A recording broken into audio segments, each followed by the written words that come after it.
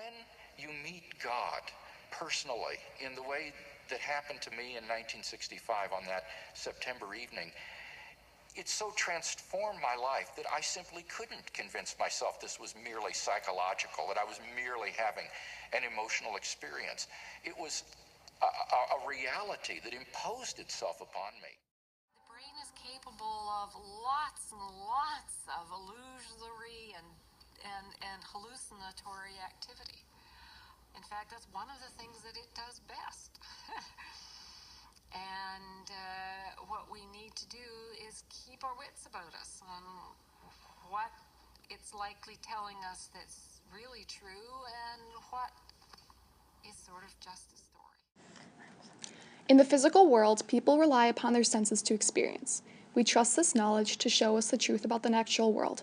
Therefore, it seems logical that religious experiences would give us knowledge about God, just as reliable as material sensations would. Religious experiences are events that seem to be of some objective reality and to have some religious import. These experiences, however, still obey natural law.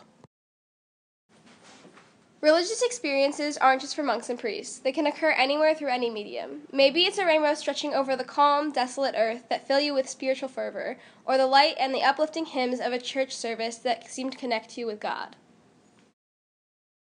The argument itself can be broken up into 3 parts.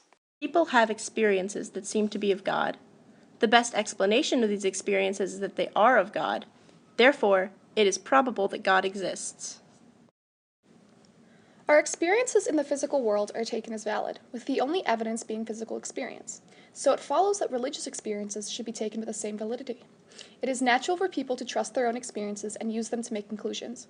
If we are to believe the second part of the argument from experience, that the best explanation of these experiences is that they are of God, then this conclusion is justified.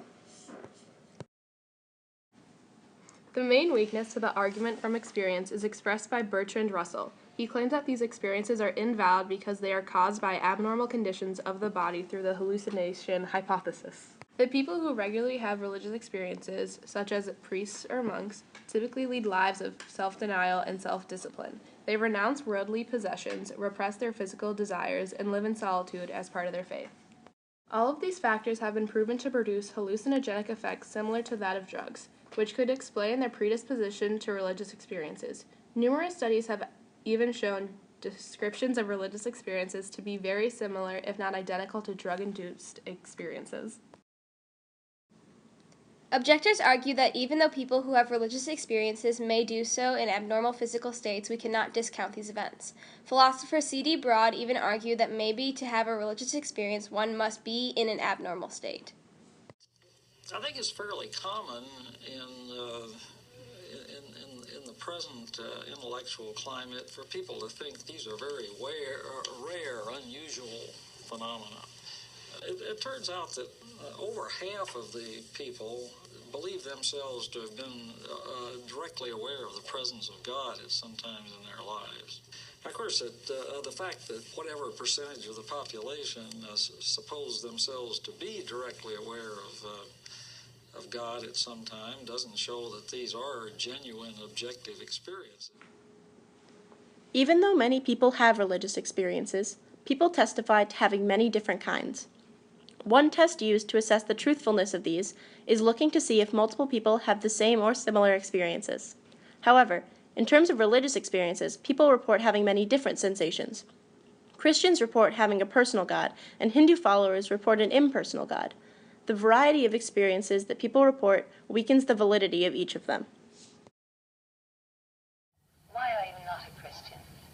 Because I see no evidence whatever for any of the Christian dogmas. I've examined all the stock arguments in favor of the existence of God, and none of them seem to me to be logically valid. Do you think there's a practical reason for having a religious belief for many people? Well, there can't be a practical reason for believing what isn't true. That's quite, at least I rule it out as impossible.